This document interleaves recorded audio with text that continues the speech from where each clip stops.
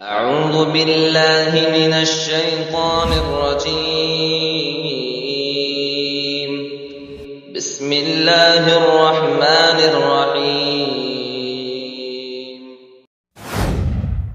شهر رمضان الذي أنزل فيه القرآن هدى للناس وبينات من الهدى والفرقان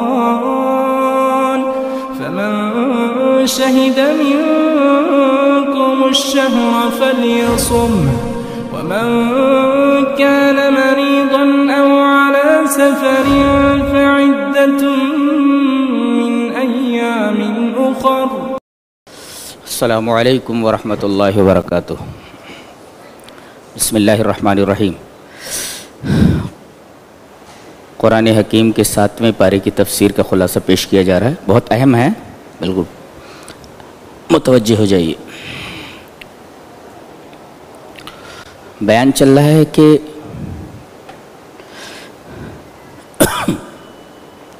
مسلمانوں کے اوپر جب کفار مکہ نے ظلم و جور کے پہاڑ توڑے تو کچھ لوگوں نے حبشہ کی طرف ہجرت کر دی، حبشہ چلے گئے، جہاں کا بادشاہ اصحمہ تھا. الف صاد ہے میم اور لٹکا ہوا ہے، بچوں کا نام رکھنا چاہیے اصحمہ. الف صاد ہے میم اور یہ لٹکا ہوا ہے اصحمہ، اور لقب نجاشی تھا. وہاں جب مسلمان پہنچے اور کفار مکہ کو یہ معلوم ہو گیا کہ یہ لوگ بھاگ کر حبشہ چلے گئے تو وہاں بھی ان کو سکون سے نہیں رہنے دیا. وہاں بھی لوگ پہنچ گئے اور بادشاہ کے کان بھرے کہ یہ لوگ جو محمد کے ماننے والے ہیں یہ حضرت عیسیٰ کے بارے میں کوئی خاص کوئی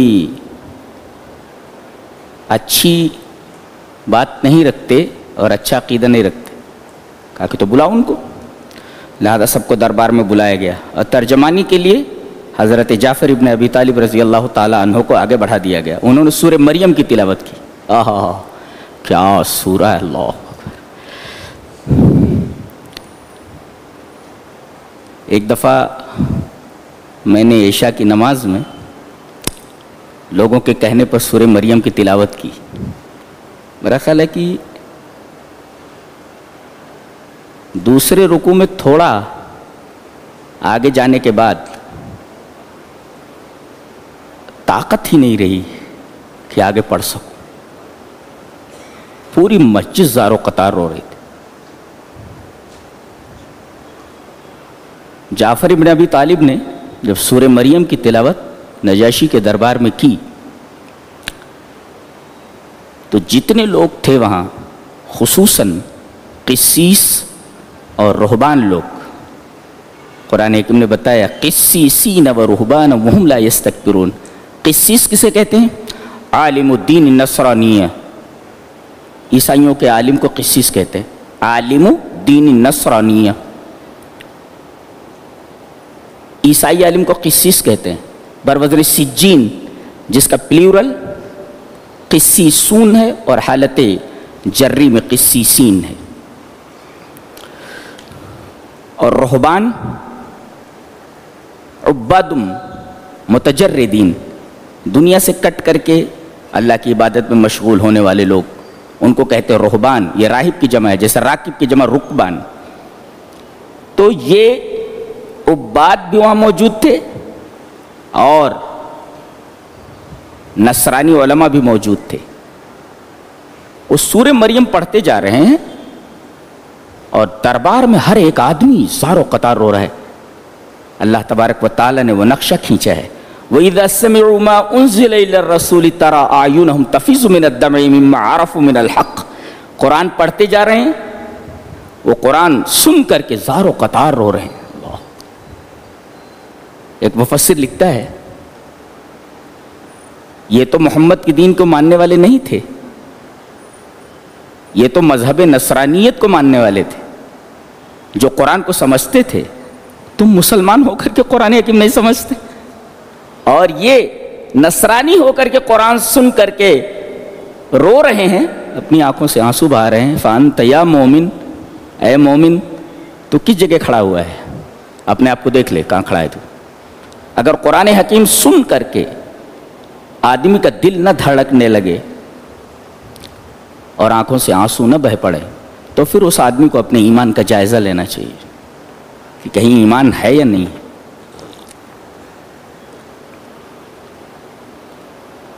اس کے بعد آگے فرمایا گیا یا ایھا الذین آمنوا لا تحرموا طیبات ما احل اللہ لکم ولا تعتدوا، اے ایمان والو اللہ نے جو چیزیں تمہارے لیے حلال کر دی ہیں انہیں حرام مت کرو۔ حلال کو حرام کرنے کے 3 طریقے ہیں۔ ایک طریقہ تو یہ ہے کہ آدمی اس کو تسلیم ہی نہ کرے کہ یہ حرام ہے ہی نہیں یا یہ حلال ہے ہی نہیں، یہ حلال ہے ہی نہیں لہذا ہم اسے حرام کر رہے ہیں، ایسا آدمی کافر ہے۔ اللہ کی حلال کردہ چیز کو اگر یہ سمجھ کر کے حرام کرتا ہے کہ یہ حلال ہے ہی نہیں تو ایسا آدمی کافر ہے۔ اور دوسرا آدمی کسی چیز کو ناپسندیدگی کی وجہ سے چھوڑ دیتا ہے، حرام کر لیتا ہے، جیسے کسی آدمی کو گوشت پسند نہیں ہے یا اور کوئی چیز پسند نہیں، وہ آدمی اپنے اوپر حرام کر لیتا ہے، درست ہے، جائز ہے۔ اور کوئی آدمی یہ کہے کہ میں اس حلال چیز کو چھوڑ رہا ہوں، حرام کر رہا ہوں اپنے اوپر، اس میں ثواب ہے، ایسا آدمی بدعتی ہے۔ تو پہلا آدمی کافر ہے اور دوسرے آدمی کے لیے اجازت ہے اور تیسرا آدمی بدعتی ہے۔ اس کے بعد فرمایا گیا وَكُلُوا مِمَّا رَزَقَكُمُ اللَّهُ حَلَالًا طَيِّبًا وَاتَّقُوا اللَّهَ الَّذِي أَنْتُمْ بِهِ مُؤْمِنُونَ، اللہ نے جو چیز حلال کر دی وہ کھاؤ۔ اس کے بعد تقوی کا ذکر ہے۔ پتہ یہ چلا کہ جو آدمی حرام و حلال کی تمیز نہیں کرتا، حرام کھانے پر تلا لیتا ہے، اس کے اندر تقوی نہیں ہے، اس لیے کہ حلال رزق کھانے کے بعد مان بات کہا گیا واتقوا اللہ، اللہ کا تقوی اختیار کرو۔ اس کا مطلب حرام کھانے والا آدمی تقوی والا نہیں، متقی نہیں۔ وَكُلُوا مِمَّا رَزَقَكُمُ اللَّهُ حَلَالًا طَيِّبًا وَاتَّقُوا اللَّهَ، اللہ سے ڈرو، اللہ کا تقوی دل میں پیدا کرو۔ کیا مطلب؟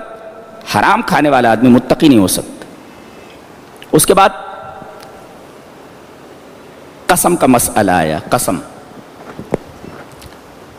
قسم 3 طریقے کی، بلکہ یہ کہیے کہ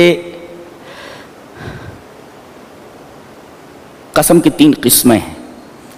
ایک کو کہتے ہیں یمین لغو، ایک کو کہتے ہیں یمین غموس، ایک کو کہتے ہیں یمین منعقدہ۔ یمین لغو کہتے ہیں آدمی بغیر ارادے اور نیت کے قسم کھاتا رہتا ہے، اللہ کی قسم ایسا نہیں کروں گا، اللہ کی قسم ایسا نہیں کروں گا، خدا کی قسم ایسا، اللہ کی قسم، یعنی اس کی عادت ہے، ارادہ اور نیت نہیں ہوتا۔ ایسے آدمی پر اللہ مواخذہ نہیں کرے گا، ایسی قسم کے اوپر کفارہ بھی نہیں ہے اور اللہ پکڑ بھی نہیں کرے گا۔ اور ایک ہے یمین غموس، آدمی کسی کو فریب دینے کے لیے، دھوکہ دینے کے لیے قسم کھاتا ہے، یہ کپڑا بہت اچھا ہے لے جاؤ، اتنے روپے میٹر ہے، اللہ کی قسم کپڑا بہت اچھا ہے، جبکہ کپڑا بہت خراب ہوتا ہے۔ لہذا آدمی کسی کو دھوکہ دینے کے لیے قسم کھاتا ہے، اس پر کفارہ نہیں ہے، یہ اتنا بڑا گناہ ہے کہ توبہ کے علاوہ معافی نہیں ہوتا ہے، اس پر کفارہ ہی نہیں ہے، یہ اتنا بڑا گناہ ہے۔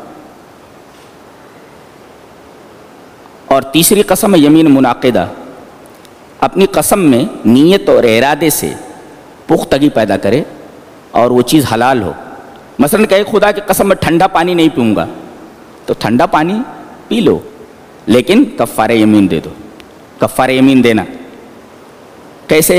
یا تو 10 آدمیوں کا کھانا اوسط درجے کا، فکفارتہ اطعام 10 مساکین، 10 آدمیوں کا اوسط درجے کا کھانا، نہ زیادہ بہت ہائی فائی نہ زیادہ بہت گھٹیا قسم کا، اوسط درجے کا کھانا 10 آدمیوں کو دے دو۔ ایک کپڑا دے دو اوسط درجے کا 10 مسکینوں کو، اور یا تو 3 دن کا روزہ رکھ لو۔ یہ قسم کے کفارے کا مسئلہ بیان کیا گیا۔ اس کے بعد شراب اور جوئے کے بارے میں بیان کیا جا رہا ہے. یا ایھا الذین آمنوا انما الخمر والمیسر والانصاب والازلام رجس من عمل الشیطان فاجتنبوه لعلکم تفلحون. اے ایمان والو، شراب اور جوا اور انصاب کہتے ہیں کہ جہاں آدمی بت کو رکھے یا جہاں بت رکھے جاتے ہوں اس جگہ پر آدمی اگر ذبح کرتا ہے تو یہ ذبح حرام ہے. کسی مزار پر جا کر کے ذبح کرتا ہے، حرام ہے کھانا. مزار کے باہر جو پیٹی لگی رہتی ہے چندے کی، اس میں پیسہ ڈالنا بھی حرام ہے، جائز نہیں ہے، اس لیے کہ سب انصاب ہیں. اور ازلام مانے جوا، وہ تیر ہوتے تھے 3، ایک پر لکھا تھا افعل ڈو اٹ، اور ایک پر رہتا لا تفعل ڈونٹ ڈو اٹ، اور ایک خالی رہتا تھا. اب اس میں اسے ملا کر کے ایک تیر نکالتے تھے. اگر لکھا رہتا ہے افعل ڈو اٹ تو کرتا تھا، لکھا رہتا ہے ڈونٹ ڈو اٹ لا تفعل تو نہیں کرتا تھا، اور اگر خالی ہوتا تو پھر ملا کر کے نکالتا تھا یہاں تک کہ افعال یا تفعال نکل آئے. تو اس کو کہتے ہیں ازلام. اور اسی طریقے سے اس کو جوئے میں بھی جوئے کے طور پر بھی استعمال کیا جاتا تھا. گوشت کے ٹکڑے یا کچھ اور رکھ دیے جاتے تھے اور پھر اس کے بعد اس طریقے کا کام کیا جاتا تھا. فرمایا گیا کہ یہ جوا اور شراب یہ انصاب اور ازلام کے ساتھ ذکر کیے گئے ہیں. اتنی بری چیزیں ہیں یہ دونوں. یا ایھا الذین آمنوا انما الخمر والمیسر والانصاب والازلام رجس من خراب چیز ہے، گندی چیز ہے، عمل شیطان ہے یہ. اور اس کے بعد فاجتنبوہ، بچو اس سے. اس کے بعد کہا کہ لعلکم تفلحون، اس میں تمہاری لیے کامیابی ہے. اب اس کے بعد شراب کسے کہتے ہیں اور جوا کسے کہتے ہیں تو میں بیان کر چکا ہوں. شراب کہتے ہیں کل مسکر خمر وکل خمر حرام، ہر نشہ چیز خمر ہے، شراب ہے. اس کا کثیر اگر حرام ہے تو قلیل بھی اس کا حرام ہے. تو اسے خمر کہتے ہیں جس کے اندر نشہ ہو. اور میسر جس میں ہار اور جیت کا معاملہ ہو اس کو میسر کہتے ہیں. آج کل جتنی اسٹیٹ لاٹریز ہیں، ریس ہے اور بہت سارے وہ مائی 11 سرکل ہے اور IPL وغیرہ ہے جس کے اوپر پیسے لگائے جاتے ہیں، یہ ساری کی ساری چیزیں یہ میسر کے دائرے میں آتی ہیں. سب حرام ہے، یہ سب حرام ہے. پھر شراب اور جوئے کے 2 مفاسد بتائے جا رہے ہیں، 2 نقصانات، کہ اگر آدمی شراب یا جوئے میں مبتلا ہوگا تو 2 خرابیاں، ایک تو دنیاوی جسمانی اور ایک ہے روحانی. فرمایا گیا انما یرید الشیطان ان یوقع بینکم العداوۃ والبغضاء فی الخمر والمیسر. ایک تو یہ کہ جوئے اور شراب سے آپس میں دشمنی پیدا ہو جاتی ہے اور کینہ پیدا ہو جاتا ہے، عداوت اور بغضاء یہ دونوں چیزیں پیدا ہو جاتی. یہ آدمی کا دنیاوی مفسدہ ہے، دنیاوی نقصان ہے. یہاں ایک نقطہ یاد رکھیں، ایک ہوتا ہے بغض اور ایک ہوتا ہے بغضاء. ان دونوں میں فرق کیا ہے؟ بغض کہتے ہیں ایسے کینے کو جو زائل ہو جائے، ایسی ناپسندیدگی کو، ایسی نفرت کو جو زائل ہو جائے. اور بغضاء کس کو کہتے ہیں؟ یہ بہت بڑا کینہ ہوتا ہے. فَهِيَ كَرَاهِيَةٌ يَبْعُدُ زَوَالُهَا، یہ ایسی نفرت ہوتی ہے جو زائل نہیں ہوتی. یہاں فرمایا گیا کہ شراب سے اور جوئے سے ایسی نفرت پیدا ہو جاتی ہے جو جلدی زائل نہیں ہوتی. فَهِيَ كَرَاهِيَةٌ يَبْعُدُ زَوَالُهَا، مشکل سے زائل ہوتا ہے، جلدی زائل نہیں ہوتا ہے. تو بغضاء پیدا ہوتا ہے، دشمنی اور بغضاء، دشمنی اور کینہ. یہ تو ہوا دنیاوی خرابی کا معاملہ. اور روحانی اور دینی نقصان کیا ہے بتایا گیا. وَيَصُدَّكُمْ عَنْ ذِكْرِ اللَّهِ وَعَنِ الصَّلَاةِ، اللہ کے ذکر سے شیطان آدمی کو روک دیتا ہے اور نماز سے روک دیتا ہے. ظاہر ہے آدمی اگر نماز سے رک جائے اور اللہ کے ذکر سے رک جائے تو یہ اس کا روحانی نقصان ہے. تو دنیاوی نقصانات بھی ہیں اور روحانی نقصانات بھی ہیں شراب میں اور جوئے میں. اچھا دیکھو ایک عجیب بات بتاؤں، یہ فرمایا گیا ان الصلاۃ تنہی عن الفحشاء والمنکر، نماز فحشا اور منکر سے روک دیتی ہے. دیکھو نہا ینہا روک دینا، لیکن یہاں نہا ینہا نہیں لایا گیا بلکہ کہا گیا وَيَصُدَّكُمْ عَنْ ذِكْرِ اللَّهِ. شیطان جو ہے یہ صد کرتا ہے، صد. اس کے اندر نہا سے زیادہ پاور ہے. کیسے؟ ایک تو شیطان محنت کرتا ہی ہے آدمی کو غلط راستے پر ڈالنے کے لیے. لیکن اگر آدمی شراب اور جوئے میں مبتلا ہو جائے اور اس سے نماز چھوٹ جائے اور اللہ کا ذکر چھوٹ جائے تو اس سے اس کو سپورٹ مل جاتا ہے. تو گویا اس کو طاقت مل گئی. تو صد کے اندر بائی فورس یعنی اس کے اندر اور طاقت آ جاتی. اس کی اپنی خود کی ایک طاقت ہے جو وہ انسان کو غلط راستے پر ڈالنے کے لیے صرف کرتا ہے. اور آدمی جب شراب اور جوئے کی وجہ سے نماز اور روزے سے غافل ہو جائے تو اس کو سپورٹ مل جاتا ہے, مزید طاقت مل جاتی ہے اس کو, یعنی ڈبل طاقت سے آدمی کو بہکاتا ہے اور غلط روٹ کے اوپر ڈال دیتا ہے. سمجھ میں آیا؟ اسی وجہ سے نہا نہیں لایا گیا, وہ یسدکم سد یسد لایا گیا, روک دیتا ہے. اس کے بعد غور سے, بہت غور سے سنو, متوجہ ہیں پوری طرح. یا ایھا الذین آمنوا لَيَبْلُوَنَّكُمُ اللَّهُ بِشَيْءٍ مِّنَ الصَّيْدِ تَنَالُهُ وَرِمَاحُكُمْ لِيَعْلَمَ اللَّهُ مَن يَخَافُهُ بِالْغَيْبِ. عربوں کا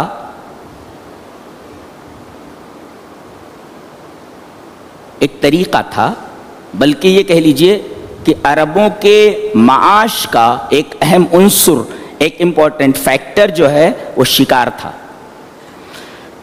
تو شکار کبھی چھوٹا ہوتا تھا تو اس کو ہاتھوں سے پکڑ لیتے تھے, اور اگر بڑا ہوتا تھا, دور ہوتا تھا, تو اس کو تیر سے یا نیزے سے مارتے تھے, جس کو رمح کہتے. رمح کی جمع رماح, وہی آئے گا. یا ایھا الذین آمنوا لیبلونکم اللہ بشیء من الصید, صید بن شکار, بشیء من الصید تنالہ ایدیکم ورماحکم. اگر قریب ہے تو ہاتھوں سے پکڑ لیتے, چھوٹا جانور ہوتا, اور اگر دور ہوتا اور بڑا ہوتا تو تیر سے یا رماح یعنی نیزوں سے مارتے اس کو.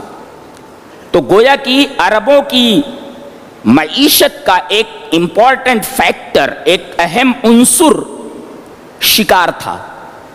لیکن حالت احرام میں ایسے چھوٹے اور بڑے شکار ایسے ان کے سامنے سے ایسے نکل جاتے اور بالکل ان کے اپروچ میں ہوتے تھے, ود ان اپروچ ہوتے تھے. وہ چاہتے تو ہاتھوں سے پکڑ لیتے, چاہتے تو تیر سے مار کر گرا لیتے, ان کے سامنے سے بالکل قریب سے گزرتے رہتے تھے. اللہ تبارک و تعالیٰ نے حالت احرام میں شکار کرنے سے منع کر دیا, یہاں تک کہ آپ اشارہ بھی نہیں کر سکتے. آپ شکار نہیں کر رہے, دوسرا شکاری آگے آپ بتا نہیں سکتے وہاں چھپا ہوا ہے شکار, حرام ہے. کیوں؟ لیعلم اللہ من یخافہ بالغیب, تاکہ اللہ جان لے, اس کو تو معلوم ہی ہے. لیعلم اللہ کہ اللہ سے ڈرتا کون ہے. اللہ, یہ حالت احرام میں لوگوں کو آزمانے کے لیے کہ اللہ سے ڈرتا کتنا ہے آدمی. شکار ان کے سامنے سے گزرتے رہتے تھے لیکن وہ ان کو پکڑتے نہیں تھے, جبکہ ان کے ہاتھ وہاں تک پہنچ سکتے تھے, ان کے نیزے وہاں تک پہنچ سکتے تھے. یہ موبائل آپ کے ہاتھوں میں ہے, آپ کے ہاتھوں میں یہ دے دیا گیا.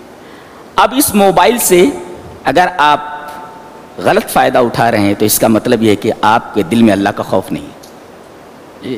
آپ کے ہاتھوں میں ہے, تنالہ ایدیکم, تمہارے ہاتھوں. گناہ بالکل آپ کے اپروچ میں ہے, بالکل قریب ہے. اب اللہ آزما رہا ہے کہ گناہ تمہارے بالکل قریب ہے, اب تم اس گناہ کا ارتکاب کرتے ہو یا نہیں. اگر کرتے ہو تو تمہارے اندر تقوی نہیں, اللہ کا خوف نہیں. لیعلم اللہ من یخافہ بالغیب, تنالہ ایدیکم, تمہارے ہاتھوں کے اندر ہے, اپروچ میں ہے. یہ موبائل بھی آپ کے اپروچ میں ہے. کتنا آپ اس سے فائدہ اٹھا رہے ہیں اور کتنا غلط فائدہ اٹھا رہے ہیں, اس سے اپنے تقوی کا اندازہ لگا لیجئے. اس کے بعد فرمایا گیا یا ایھا الذین آمنوا لا تسألوا عن اشیاء ان تبد لکم تسؤکم. فضول سوالات مت کیے کرو. ابراہیم نخعی سے ایک صاحب نے سوال کیا کہ حضرت ایک مسئلہ پوچھنا ہے. کہا کہ پوچھو.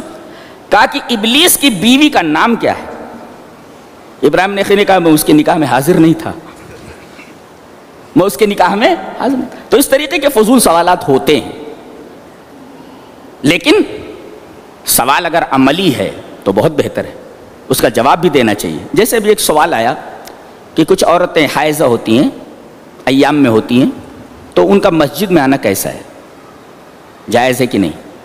اس سلسلے میں ایک آیت پیش کر دیتا ہوں اور ایک حدیث, اس کے آئینے میں آپ اس کی حلت اور حرمت کا تصور کر سکتے ہیں. اللہ نے فرمایا یا ایھا الذین آمنوا لا تقربوا الصلاۃ وانتم سکارى, نشے کی حالت میں آپ مسجد کے قریب نہیں آ سکتے. ایک تو یہ ہوا. ولا جنوبن الا عابر سبیل، اور اگر کوئی جنوبی ہے، جنوبی کا مطلب پاک نہیں ہے، چاہے آدمی ہو یا عورت، مرد ہو یا عورت، اگر جنوبی ہے تو مسجد میں نہیں آ سکتا یا نہیں آ سکتی، ایسا منع کیا گیا ہے. ہاں مرور جائز ہے، وقوف جائز نہیں. مرور کا مطلب گزر جانا.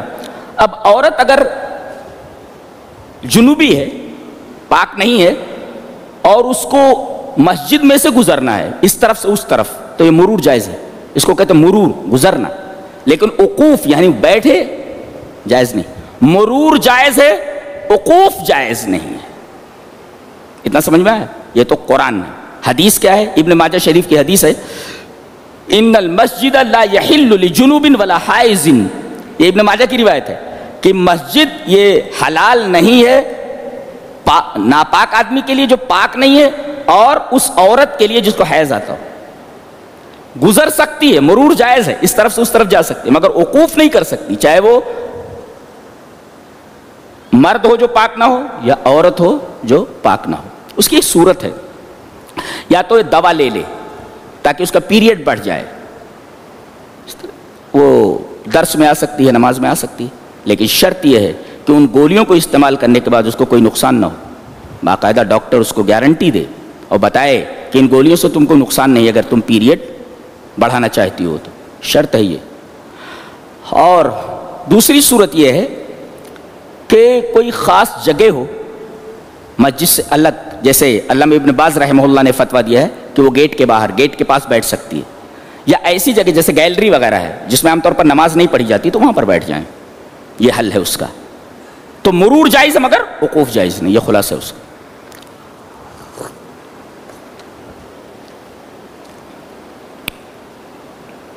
آگے قیامت کا منظر ہے. اللہ، تمام رسولوں کو اللہ جمع کرے گا. چلو آ جاؤ، جتنے بھی رسول ہم نے دنیا میں بھیجے سارے کے سارے یہاں آ جاؤ. سب جمع ہے. یوم یجمع اللہ الرسل فیقول ماذا اجبتم. اللہ تمام رسولوں کو جمع کرنے کے بعد پوچھے گا کہ تمہیں تمہاری قوموں کی طرف بھیجا گیا تھا، انہوں نے جواب کیا دیا؟ جواب کیا دیا؟ کہتے لا علم لنا، معلوم نہیں. اللہ اکبر، معلوم نہیں. یہ معلوم نہیں کیوں کہا انہوں نے؟ معلوم نہیں کیوں کہیں گے وہ؟ ایک تو محشر کی جو ہولناکی ہے وہ دیکھ کر کے بولنا چاہیے کچھ، بول دیں گے کچھ، معلوم نہیں. محشر کی ہولناکی، یا اللہ تبارک و تعالیٰ کی عظمت اور اس کے جلال، اس کے ہیبت کی وجہ سے بول دیں گے لا علم لنا، معلوم نہیں. اور تیسرا یہ مطلب ہو سکتا ہے کہ میرے دنیا سے آنے کے بعد پتہ نہیں میری قوم کیا کرتی رہی ہے، ہمیں معلوم نہیں، ہماری قوم کیا کرتی رہی معلوم نہیں. تو یہ تین شکلیں ہو سکتی ہیں یہ کہنے کی کہ لا علم لنا کیوں کہیں گے وہ. آگے فرمایا گیا ان تعذبهم فانهم عبادک، اے اللہ اگر تو ان کو عذاب دے تو تیرے بندے ہیں، اگر تو بخش دے تو یہ تیرے بندے. ان تعذبهم فانهم عبادک، اگر تو ان کو عذاب دے تو تیرے بندے ہیں، اور اگر تو معاف کر دے تو رحم کرنے والا ہے، عزیز ہے، غفور ہے. کہتے ہیں کہ یہ آیت کریمہ، ایک ہی آیت کریمہ رات بھر نبی کریم صلی اللہ علیہ وسلم پڑھتے رہے نماز میں. صرف ایک آیت رات بھر پڑھتے رہے. علامہ ابن قیم رحمہ اللہ تفسیرہ کرتے ہوئے کہتے ہیں کہ اہم قرآن کا زیادہ پڑھنا نہیں ہے. اہم یہ نہیں کہ قرآن کو زیادہ سے زیادہ پڑھا جائے، اہم یہ ہے کہ قرآن کو زیادہ سے زیادہ سمجھا جائے. یہ کتاب ہدایت کے لیے آئی ہے. زیادہ پڑھنا اہم نہیں ہے، پڑھ کر کے سننا، پڑھا کر کے سننا یہ زیادہ اہم نہیں ہے. اہم یہ ہے کہ آپ نے قرآن کو سمجھا کتنا ہے. اللہ، یہ علامہ ابن قیم رحمۃ اللہ نے فرمایا کہ قرآن کا زیادہ پڑھنا یہ اہم نہیں ہے، زیادہ اہم یہ ہے کہ آپ نے قرآن کو سمجھا کتنا ہے. اس کے بعد فرمایا گیا قال اللہ ھذا یوم ينفع الصادقین صدقهم، تمام لوگ نفسی نفسی میں ہوں گے. اللہ آواز دے گا آج کے دن یوم ينفع الصادقین صدقهم، آج سچوں کو ان کا سچ نفع دے گا. عبداللہ ابن عباس رضی اللہ تعالی عنہما نے اس کی تفسیر فرمائی ہے یوم ينفع الموحدین توحیدہم، اس دن توحید والوں کو ان کی توحید فائدہ دے گی.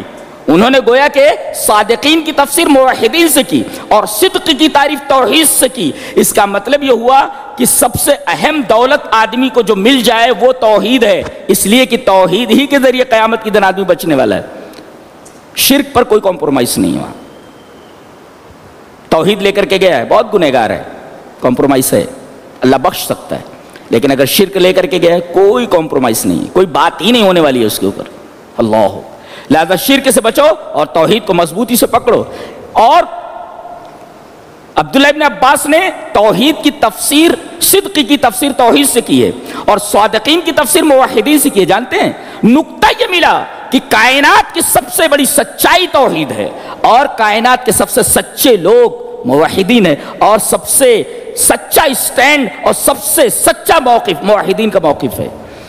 قال اللہ ھذا یوم ینفع الصادقین صدقہم. اللہ آگے فرمایا گیا هو الذی خلقکم من طین ثم قضى اجلا واجل مسمى عنده ثم انتم تمترون. ایک ہے انسان کی عمر اور ایک ہے کائنات کی عمر. بتائیے انسان کی عمر کتنی ہوتی ہے؟ پھر بتائیے کہ کائنات کی عمر کتنی ہے، دنیا کی عمر کتنی ہے؟ کوئی پوچھ سکتا ہے آپ سے، بتائیے دنیا کی عمر کتنی ہے، قرآن سے بتائیے. تو انسان کی عمر پیدائش سے لے کر موت تک ہے، یہ اس کی عمر ہے. اور کائنات کی موت، کائنات کی عمر کیا ہے؟ کائنات کی پیدائش سے لے کر وقوع قیامت تک، یہ جو دورانیہ ہے، یہ جو وقفہ ہے، جو پیریڈ ہے، یہ اس کی عمر ہے. انسان کی پیدائش سے لے کر موت تک اس کی عمر ہے، اور کائنات کی پیدائش سے لے کر تا وقوع قیامت، قیامت کے وقوع تک، یہ کائنات کی عمر ہے. کوئی پوچھے کہ کائنات کی عمر کتنی ہے، بولے کائنات کی پیدائش سے لے کر تا وقوع قیامت، جب تک قیامت قائم نہ ہو، یہ کائنات کی اور یونیورس کی عمر ہے. یہ اس کے بعد اللہ نے فرمایا هو الذی خلقکم من طین، تم کو مٹی سے پیدا کیا اللہ نے. ایک مفسر اس کے اوپر تبصرہ کرتا ہے مہما علی نسبک فاصلہ من ماء مہین من طین لم یکن شیئا مذکورا. تمہارا حسب نسب کتنا ہی بڑا ہو جائے لیکن تمہاری اصل وہی مٹی ہے، وہی ذلیل پانی ہے. اللہ، تم کتنا بھی اپنے آپ کو بڑا شو کر لو لیکن تمہاری حقیقت یہ ہے، فاصلہ کا میں وہ ذلیل پانی، یہ تمہاری حقیقت، یہ تمہاری اوقات ہے. اللہ تبارک و تعالی نے یہاں اوقات بتائیے انسان کی کہ کتنا ہی بڑا پیسے والا ہو جائے، کتنا ہی بڑا حسب نسب والا ہو جائے، تیری اوقات یہ ہے. اوقات تیری بتائی گئی ذلیل پانی سے ہے، تو یہ تیری اوقات ہے. والذی خلقکم من طین ثم قضى اجلا. کیا کتاب ہے، اللہ اکبر، کیا کتاب ہے. پورا علم بند ہے، علم بند ہے پورا. پتہ نہیں اور کیا کیا اسرار ہیں جو ہم سمجھ نہیں سکے، جو ہماری سمجھ میں نہیں آ رہا ہے، جو ہم پہنچے نہیں وہاں تک. والذی خلقکم من طین ثم قضى اجلا واجل مسمى عنده ثم انتم تمترون. اس کے بعد کہا گیا کہ باطل معبود میں اور حقیقی معبود میں فرق کیا ہے، کیسے ہم پہچانیں کہ یہ باطل معبود ہے، اس کی پوجا جائز نہیں ہے، اور حقیقی معبود کون ہے کہ اس کی پوجا جائز ہے، اس کی عبادت، اسی کی عبادت جائز ہے. فرمایا گیا قل اغیر اللہ یتخذ ولیا فاطر السماوات والارض وهو یطعم ولا یطعم. وہ کھلاتا ہے، کھاتا نہیں. اس کا مطلب جو کھائے وہ باطل معبود ہے، اور جو کھلائے کھائے نہ وہ حقیقی معبود ہے. وهو یطعم ولا یطعم، وہ کھلاتا ہے، کھاتا نہیں ہے. وہ جو کھانے کا محتاج وہ معبود کہاں ہو سکتا ہے؟ یہ جتنے بھی معبود ہیں، معبود حقیقی اللہ کے علاوہ، سب کھا رہے ہیں اور ان کے وسیلے سے لوگ کھا رہے ہیں. کیسے بڑے بڑے پیٹ ہیں، گردن اتنی موٹی ہو گئی گھومتی نہیں ہے، ایسا کھا رہے، دبا کر کھا رہے، کھینچ رہے اس کو.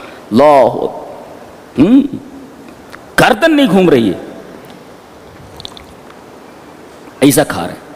تو کوئی پوچھے حقیقی معبود اور باطل معبود میں فرق کیا ہے؟ بتا لیں گے نا.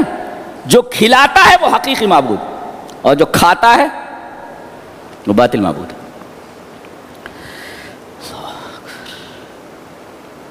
اس کے بعد ایک بڑی پیاری بات کہی جا رہی ہے.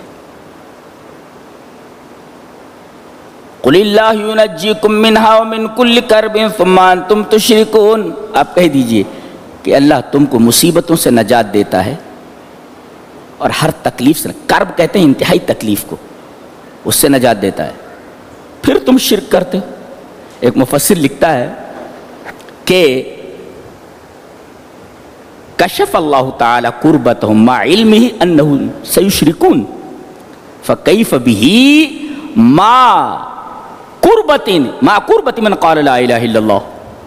اللہ کو یہ معلوم ہے کہ میں اس کی مصیبت دور کر دوں، پھر بھی آگے چل کر کے شرک کرے گا میرے ساتھ، پھر بھی اس کی تکلیف کو دور کر دیتا ہے۔ تو بولو جو لا الہ الا اللہ پڑھتے ہیں مشرک نہیں ہیں، وہ اگر دعا کریں تو اللہ تبارک و تعالیٰ ان کی تکلیف کو کیسے نہیں دور کرے گا؟ اللہ اکبر، اتنا اچھا تبصرہ کیا کسی مفسر نے۔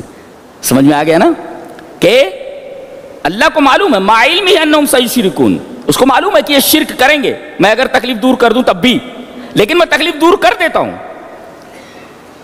یہ جانتے ہوئے کہ یہ شرک کرے گا۔ تو بتاؤ اگر مشرک کی دعا کو سن کر کے اللہ اس کی تکلیف کو دور کر سکتا ہے تو لا الہ الا اللہ پڑھنے والے توحید والوں کی دعا سن کر کے اللہ ان کے کرب کو اور ان کی تکلیف کو کوئی نہیں دور کرے گا۔ کتنی پیاری بات کہی گئی، سبحان اللہ۔ اس کے بعد کہا گیا منظر ہے قیامت کا، وَلَوْ تَرَى إِذْ وُقِفُوا عَلَىٰ رَبِّهِمْ قَالُوا يَا لَيْتَنَا نُرَدُّ وَلَا، کہیں گے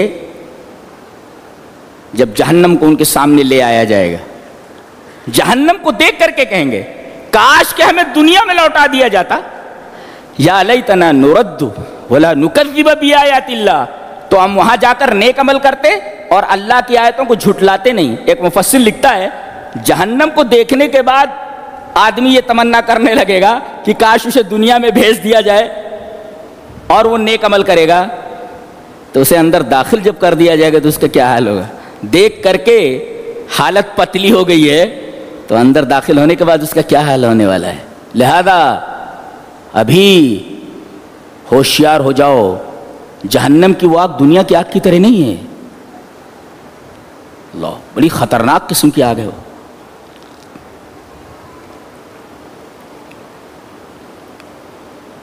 اس کے بعد فرمایا گیا فلولا اذ جاءهم باسنا تضرعوا ولكن قست قلوبهم، کورونا کا علاج بتایا گیا اس میں۔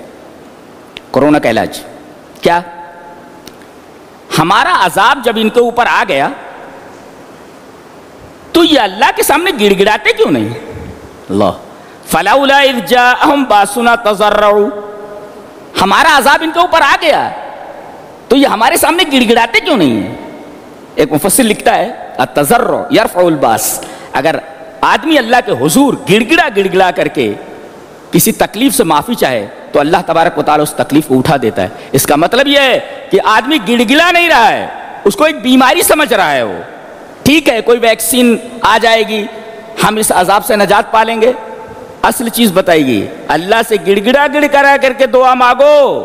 التضرع یرفع الباس، اللہ سے گڑگڑا کر کے اگر دعا مانگو گے تو یہ گڑگڑانا یہ فائدہ اس طرح دے گا کہ باس کو جو عذاب ہو اس کو، التضرع یرفع الباس، تکلیف کو دور کر دیتا ہے۔ اچھا سوال یہ ہے کہ آدمی گڑگڑاتا کیوں نہیں اللہ کے سامنے؟ اس کی وجہ بتائیے۔ عذاب آنے کے بعد بھی اللہ کے سامنے نہیں گڑگڑاتا، کہا کہ ثم قست قلوبکم، ان کے دل سخت ہو گئے۔ آدمی کا دل سخت ہو جائے تو پھر وہ اللہ کے سامنے روتا نہیں، گڑ گڑاتا نہیں۔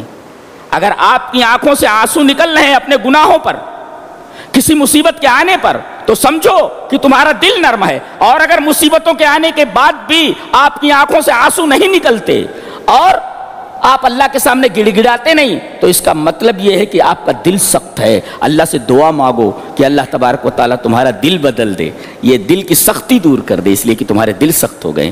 فلولا اذ جاءهم باسنا تضرعوا ولكن قست قلوبهم، تم اللہ کے سامنے گڑ گڑاتے کیوں نہیں؟ جانتے اس کی وجہ کیا ہے؟ ولكن قست قلوبهم، تمہارے دل سخت ہو گئے ہیں۔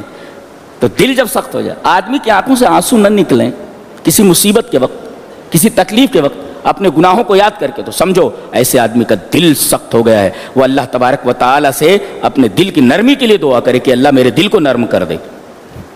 سبحان اللہ، کیسی کتاب، اللہ اکبر. میں جب مطالعہ کرنے لگتا ہوں تو میرے اوپر ہیبت طاری ہو جاتی ہے، اتنے معنی رہتے، اسے برسوں بولتا ہوں تو ختم نہیں ہوگا. تو ٹائم دیکھنا پڑتا ہے، آپ لوگوں کا خیال کرنا پڑتا ہے، کیا بولوں کیا چھوڑوں. کائنات کے سارے علوم بند ہیں، اس کائنات کے سارے علوم بند. کہا گیا 3 چیزیں اگر آدمی کے اندر آ جائیں تو دعا قبول ہو جاتی ہے. گویا دعا کو اب قبول کروانا ہے تو 3 چیزیں کر لو. بتایا گیا قل من ينجيكم من ظلمات البر والبحر تدعونه تضرعا وخفيا لئن انجانا من هذه لنكونن من الشاكرين. اس کا ردم بھی کتنا خوبصورت ہے. کیا آیت، یعنی کائنات کی کوئی میوزک، کائنات کا کوئی ترنم، کائنات کا کوئی ردم اس کا مقابلہ نہیں کر سکتا. بہترین قاری اگر اس کلام کو پڑھ دے آدمی بے ہوش ہو جائے گا، دل دھڑکنا بند کر دے گا، مر جائے گا آدمی. ایسا کلام ہے وہ، اس لیے کہ بہت بڑی ہستی کا کلام ہے یہ. قل من ينجيكم من ظلمات البر والبحر تدعونه تضرعا وخفيا لئن انجانا من هذه لنكونن من الشاكرين. سبحان من هذا کلامه، پاک ہے وہ ذات جس کا یہ کلام ہے. اپنے حبیب سے کہہ رہا ہے اللہ، آپ کہہ دیجئے لوگوں سے وہ تم کو بر اور بحر اس کی تاریکیوں سے تمہیں نجات دیتا ہے.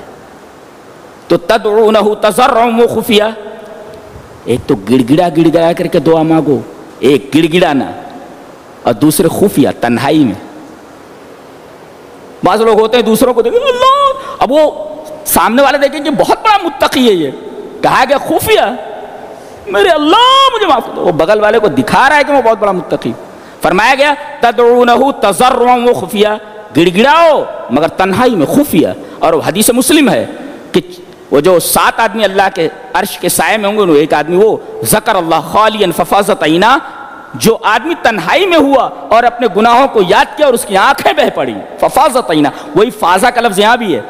وَإِذَا سَمِعُوا مَا أُنزِلَ إِلَى الرَّسُولِ تَرَىٰ أَعْيُنَهُمْ تَفِيضُ مِنَ الدَّمْعِ، اس کی آنکھیں بہہ پڑی.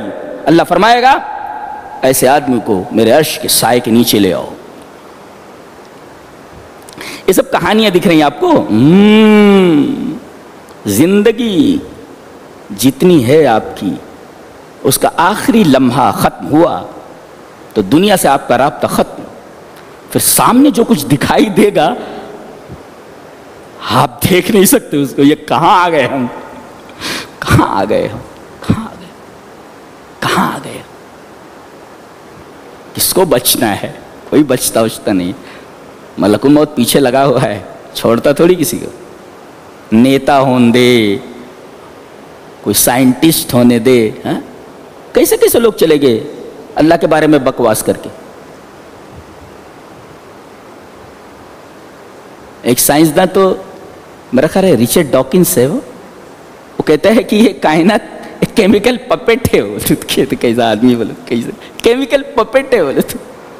سبحان اللہ. ایسے لوگوں کو پڑھو تو بڑی حیرت ہوتی ہے کہ ان کے پاس دماغ تھا یا نہیں. تو کوئی سائنسداں کس نے کہہ دیا کیمیکل پپیٹ بولتے.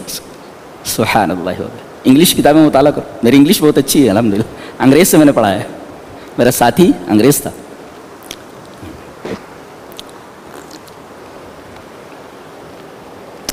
تو یہ کتاب بڑی عجیب و غریب ہے. تو دعا اگر قبول کروانی ہے تو 3 چیز، تضرع گڑ گڑانا، رونا، اور دوسرے خفیہ تنہائی میں ہونا، اور لئن انجانا من هذه لنكونن من الشاکرین، شکر کرنا اللہ کا. جیسے حضرت زکریا علیہ السلام کا ہے، وہ دعا میں بتاؤں گا وہاں پہ. کاف ہا یا عین صاد ذکر رحمت ربک عبدہ زکریا اذ نادى ربہ نداء خفیا قال رب انی وہن العظم منی واشتعل الراس شیبا ولم اکن بدعائک رب شقیا. اللہ تجھ سے مانگ کر کبھی محروم نہیں رہا. یہ ہے، یہ شکر ہے. اللہ جب بھی میں نے مانگا کبھی محروم نہیں رہا. یہ شکر ہے اللہ کا. یہ دیکھو حضرت زکریا نے بتایا کہ شکر دعا میں کرو، شکر ادا کرو اللہ کا. تجھ سے مانگ کر کبھی محروم نہیں رہا. یہ شکر ہے. یہ جی. تو گویا کہ ایک تضرع گڑ گڑانا، دوسرے تنہائی، اور تیسری شکر ادا کرنا. دعا قبول ہو جائے گی. دعا قبول.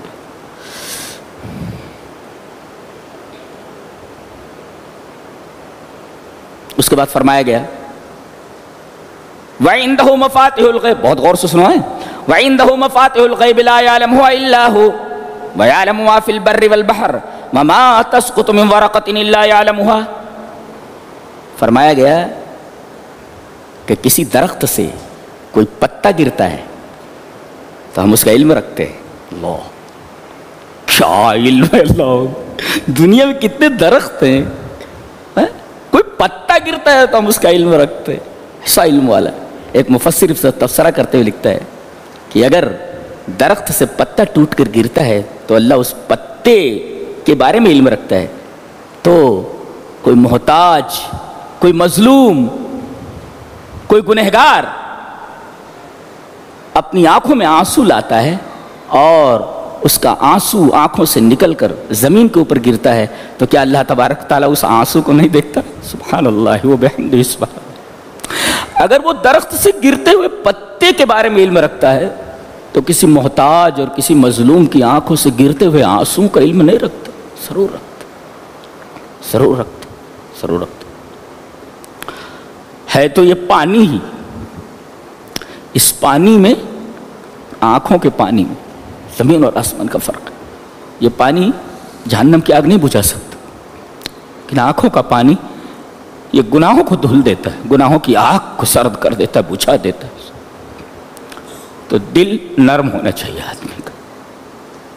مفسر نے بڑا پیارا تفسیرہ کیا کہ اگر درخت سے گرنے والے پتے کا علم اللہ کو ہے تو آنکھ سے گرنے والے آنسوؤں کا علم اللہ کو نہیں ہو سکتا.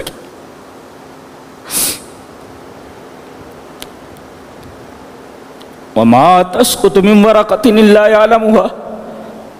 درخت سے جو پتا گرتا ہے ہمیں اس پتے کے گرنے کا علم ہوتا ہے, ہم جانتے ہیں وہ پتا کہاں سے گرا ہے.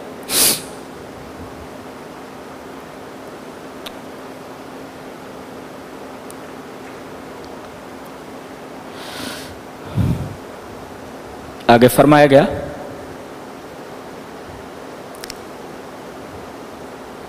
کہ یہ 18 پیغمبر ہیں, نام گنائے گئے سب کے. وَتِلْكَ حُجَّتُنَا آتَيْنَاهَا إِبْرَاهِيمَ عَلَىٰ قَوْمٍ نَرْفَعُ دَرَجَاتٍ مَّن نَّشَاءُ إِنَّ رَبَّكَ حَكِيمٌ عَلِيمٌ وَوَهَبْنَا لَهُ إِسْحَاقَ وَيَعْقُوبَ كُلًّا هَدَيْنَا وَنُوحًا هَدَيْنَا مِن قَبْلُ وَمِن ذُرِّيَّتِ داؤد وسليمان وأيوب وغیرہ. 18 پیغمبروں کا نام ہے الگ ترتیب.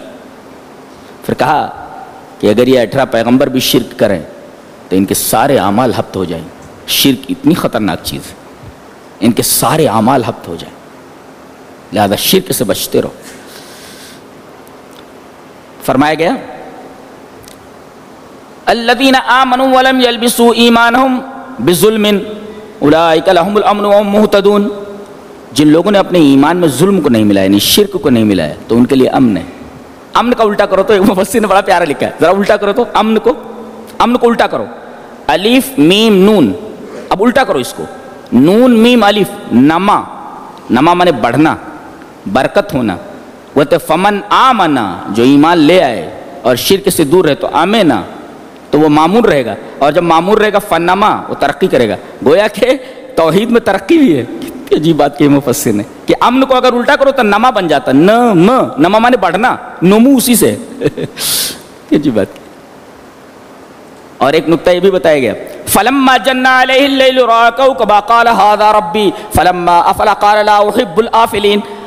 حضرت ابراہیم علیہ السلام نے ستارے کو دیکھا, جب تاریکی آ گئی اور ستارے کو دیکھا, کہا یہ میرا رب ہے, لیکن جب چھپ گیا تو کہا لا احب الآفلین, میں چھپنے والوں کو پسند نہیں کرتا.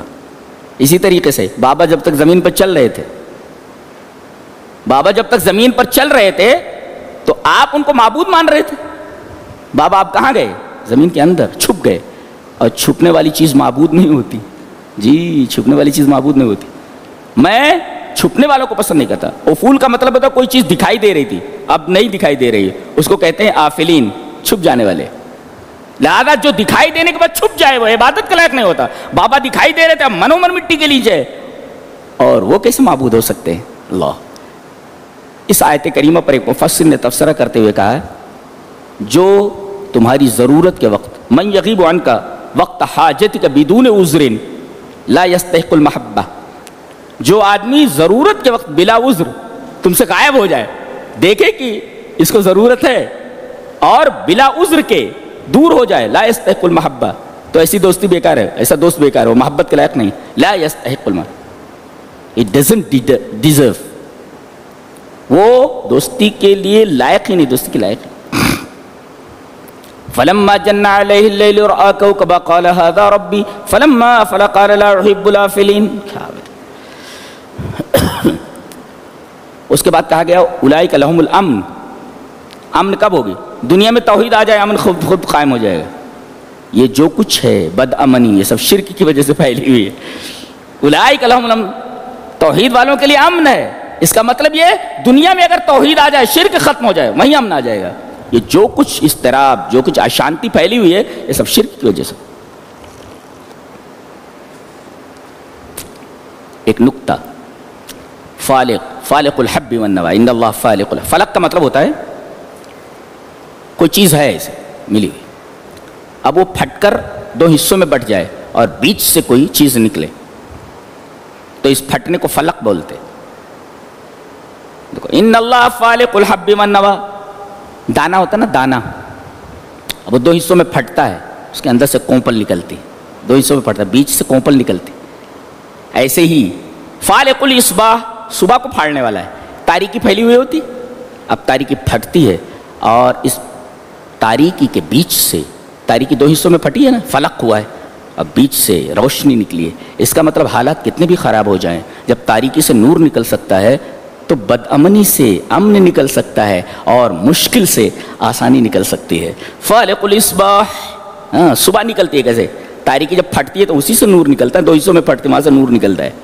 تو حالات کتنے بھی خراب ہو جائیں مایوس نہیں ہونا چاہیے, اللہ تبارک و تعالیٰ پر توکل کرنا چاہیے. اس کے بعد فرمایا گیا کہ بہت سارے پھلوں کے درخت ہیں. وَهُوَ الَّذِي أَنزَلَ مِنَ السَّمَاءِ مَاءً فَأَخْرَجْنَا بِهِ نَبَاتَ كُلِّ شَيْءٍ فَأَخْرَجْنَا مِنْهُ خَضِرًا نُخْرِجُ مِنْهُ حَبًّا مُتَرَاكِبًا وَمِنَ النَّاسِ مِنْ طَلْعِهَا قِنْوَانٌ دَانِيَةٌ وَجَنَّاتٍ مِنْ أَعْنَابٍ وَالزَّيْتُونَ وَالرُّمَّانَ مُشْتَبِهًا وَغَيْرَ مُتَشَابِهٍ. کہا کہ کھجور کے درخت ہوتے ہیں, اس کے گابھے سے خوشے لٹکتے, قنوان دانیہ, زیتون کے درخت ہیں, اس کے پھل ہیں وغیرہ وغیرہ. اس میں کچھ مشتبہ ہیں, کچھ متشابہ ہیں. بتائیے مشتبہ غیر متشابہ, تو مشتبہ میں اور متشابہ میں کیا فرق ہے؟ علماء بیٹھے ہوئے ہیں, ان کے لیے ایک علمی نکتہ کہ ایک جیسی دو چیزیں شکل میں اگر ایک جیسی دکھ رہی ہیں تو اشتباہ ہے, اگر ذائقے میں ایک جیسی ہیں تو تشابہ ہے.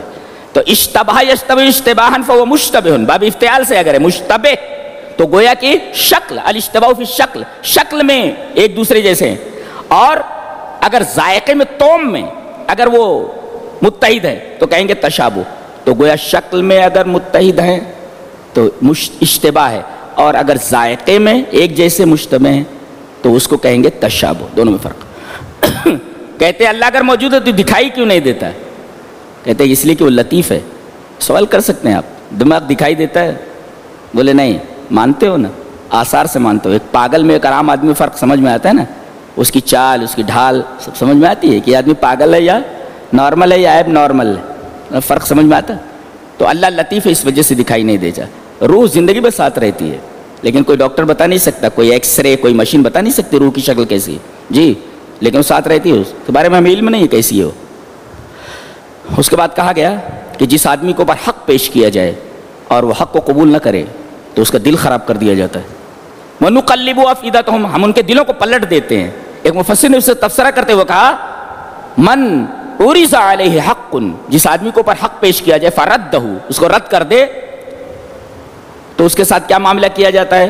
عُوقِبَ بِفَسَادِ قَلْبِهِ وَعَقْلِهِ وَرَأْيِهِ, تو سزا یہ دی جاتی ہے حق کو قبول نہ کرنے کی کہ اس کی عقل, اس کا دل سب کچھ خراب کر دیا جاتا ہے. یہ تھا 7ویں پارے کا خلاصہ. اللہ ہمیں نیک عمل اور اچھی سمجھ کی توفیق عطا فرمائے. وآخر دعوانا الحمدللہ رب العالمین.